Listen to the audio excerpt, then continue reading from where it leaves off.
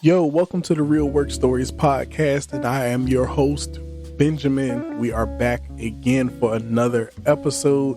And again, before we get started, I'm definitely going to say thank you all for the likes, the comments, the shares, the downloads, everything, y'all. I say it every episode because I mean it every episode. I really appreciate it, y'all. Now, today,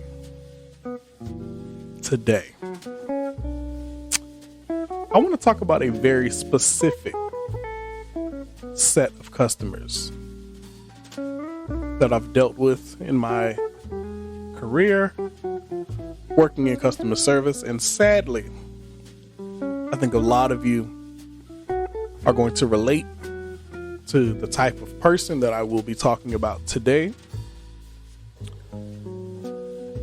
But before I even get there, I want to say shout outs to everybody who works in customer service. So all of you who are listening, again, I don't care if you work the drive-through at 2 a.m. I don't care if you answer phones at 8 o'clock in the morning. I don't care if you work the teller line. Whatever you do, you're a receptionist, you're a nurse, whatever you do, patients, customers, it's kind of all the same thing to me. I don't care if you change tires or, do hair for a living. It really don't matter. If you encounter customers in any way, shape, form, or fashion, a thank you goes to you. A sincere thank you. And this is coming from someone who works in the field. So this is a sincere thank you. Why? Because we do a thankless job a lot of times. And with that being said, an even bigger shout out goes to the ones of us who have had to deal with racist people. Yes, sadly, racism is what I believe to be an unfortunate and unnecessary struggle we have to deal with. Like, you would think that by this time, this wouldn't be a thing anymore. But the amount of times that I get called the N-word baffles me. The amount of times I get comments from customers like, yeah, I bet you know the black guy that works down at such and such place because I bet he's your brother. Like, wow, like you've really said that out loud. And what I want to ask them is, does that make you feel better when you try to use race as a way to get under my skin? Like, you somehow think that, well, let's start here. Number one, I find it silly, the idea that customers think that when they call in and say rude and disrespectful things, period, whether they go to racist comments or not, but you somehow formulate in your mind that, yes, I'm going to call this person this name if they don't give me what I want, and that will get me what I want. And it's like, but that's not how this works anywhere. Like, that's just not how it works. I heard from a wise person a long time ago, you catch more flies with honey than you do with vinegar. So yeah, do with that information what you will. I'm just saying, I really don't understand the thought process behind customers who are obviously having an issue. They're calling for help, but then they think that insulting someone is somehow supposed to motivate that person to do more for them, when it's like, actually, the exact opposite. And what I really want to do, or what I really wish would happen, is that at that moment, I wish that whatever company you work for would just give you the opportunity to just, okay, they started using racial slurs, that's fine.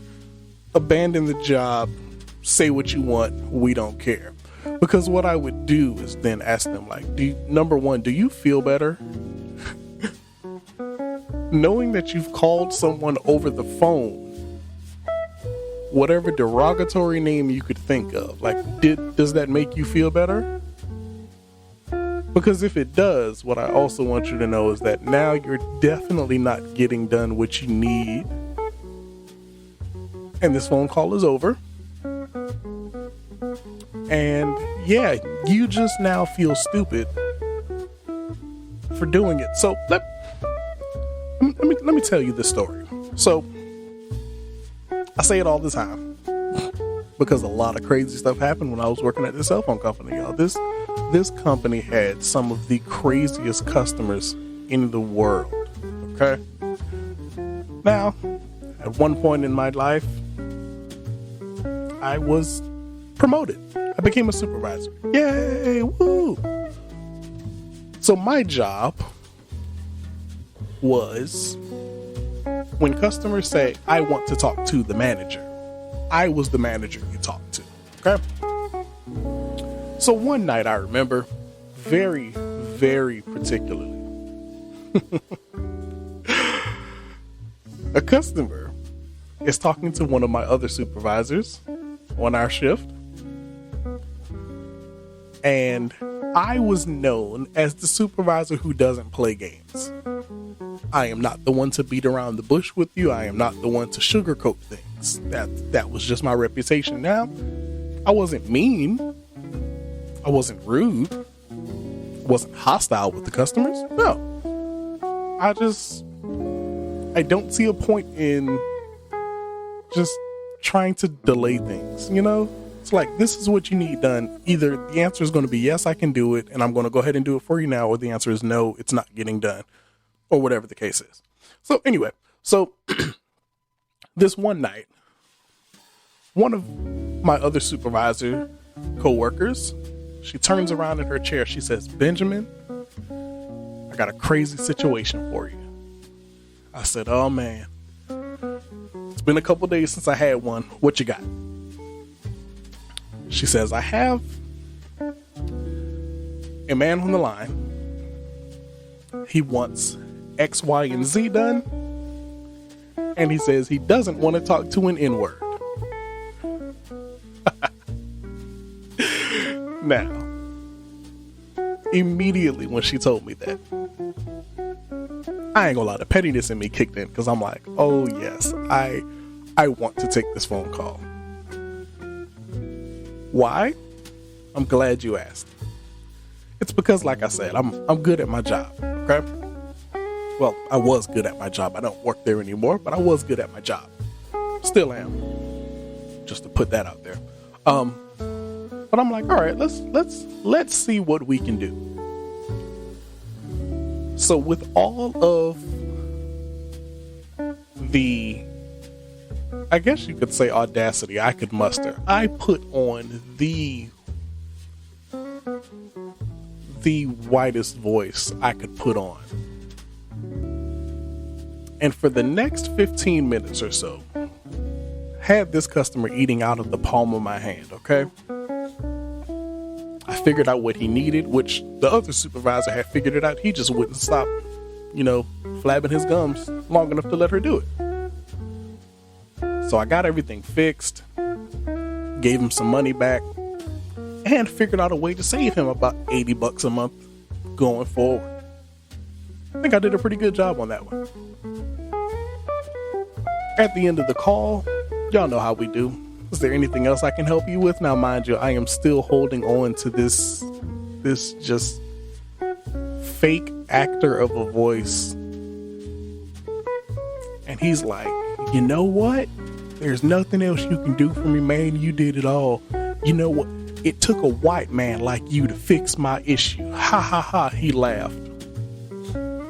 I said, sir, I'm sorry. Could you say that again? Line of static in a little bit. I didn't hear you. Could you say that last part again? He said, yeah. I don't need anything else. you fixed me right up. And it took a white man like you to fix my issue. And I'm not exaggerating the accent, y'all. That is the countryest accent I have ever heard on someone. He had it, okay? And then he says, you are white, right? And I laughed. I said, no, sir. I'm African American. He screamed louder than I have ever heard anyone scream in my life and hung up the phone. Now, what made me so happy about that is the fact that at the end of this phone call, he now has to think about the fact that an African American man helped him in more ways than he could ever think of. Despite the fact that he talked trash about my African American coworkers before I got on the phone. Now, call me petty if you want to, and I will take the title happily, okay? I will take it. But like, why did I even have to do that? Now, you could argue and say, well, you didn't have to do that. You could have just been yourself the whole phone call. Yeah, but that's not me. Where would the fun have been in that? I had to do it. But the fact that he even had the gumption about himself to even tell someone, I need someone else other than this black woman to fix my issue. And I don't want to talk to another black person. Like what? First of all, I'm over the phone, so you can't even see me. You really don't know the color of my skin. Now, you can probably make a good guess, and you'd probably be right. But you could be wrong. That's all I'm saying. He could have been wrong, even though he was probably right. Even though he didn't figure that out till the last 47 seconds of that phone call, but hey. But my point in saying any of that was just that the fact that my coworker even had to turn to me and tell me that he said that was like why did he even have that kind of audacity about himself to even say that? And then the crazy part is like, don't let someone in customer service bring it up to, as we say, our upper management. Don't let us bring it up to them and say, hey, look, what do they do about this? Because this just cannot be a thing. Like, you would think that a company would support their employees enough to say, hey, you don't have to deal with the racial slurs, racial insensitivity, racist comments, things like that. But no, they would rather take the money from the racists and let them demean and belittle their employees with little to no consequence to them, but turn their nose up at us when we bring it up to them. Now, every company's not like that. And I'm not even saying that the company that I worked for was like that, because they actually had a procedure in place where if customers got out of line, it was a kind of a long, drawn out process, but we could do some things and, have some things worked out. We wouldn't have to worry about those kinds of customers anymore. But I'm just saying, in this day, I just don't think that should even be a problem that we would have to address, Like I said earlier, it's unnecessary, and it's unfortunate that we even have to deal with it. So again, if you've ever had to deal with that type of behavior from a customer, thank you, because no one else has said it. Thank you. Thank you. Like, and you know what else? As I'm thinking about it, one of the other things that really gets to me, and here's when I really can start to tell when customers are, walking that line. When they ask you this question, Are you in America? Or are you from America? And it's like, oh boy, here we go. Put your seatbelt on. This ride is about to get a little bit bumpy. Like, what I really want to ask them is, why does it really matter? Why does it matter if I'm taking this phone call in the US of A, or if I'm taking it in the Philippines, or if I'm taking this call in Japan? Why does it matter? Like, why does it matter to you as a customer? Why does it matter? And here's why I ask. You have a problem, whatever your problem is. Let's call it problem X. You called in with problem X. You called into this company about problem X. This company that you've called about problem X said this person that answers the phone is qualified to help you fix problem X, which is why we've hired them. So why does it matter where I'm sitting when I take this phone call to solve problem X? Why does it matter where I was born to solve your problem? I've been hired by this company, which means that they have deemed me qualified to solve problem X. So what's your problem with me solving problem X for you? Because now you've actually created problem Y, because you're asking questions that really don't have anything to do with your situation. This has nothing to do with problem X. Let's just solve problem X, and then you can go back to your little crappy hole in the wall life, and life will go on. But like this question shows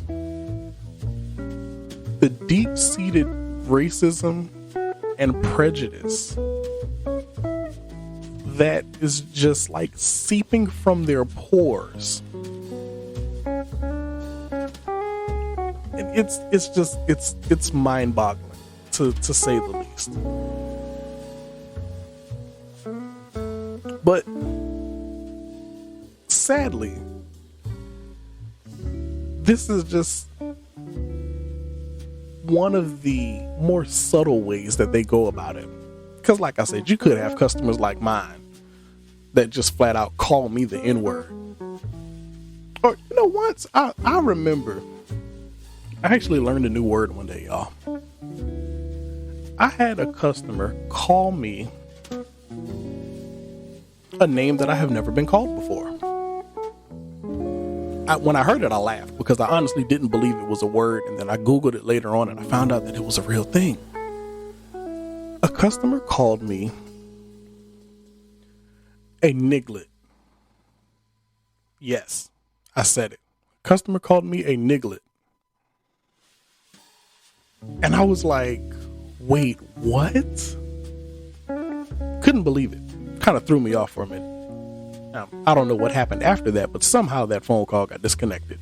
But I'm like, again, I really genuinely do not understand the logic of I need help. But instead of me just asking for the help that I need, I'm going to get angry, which the being angry part I don't care about. Process your emotions. But then you resort to derogatory terms like that was somehow supposed to help your case. And then yet they have the audacity to try to turn around and play the victim when things don't go their way.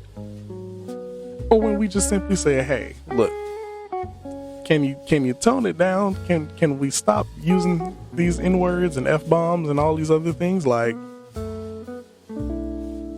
and I don't know.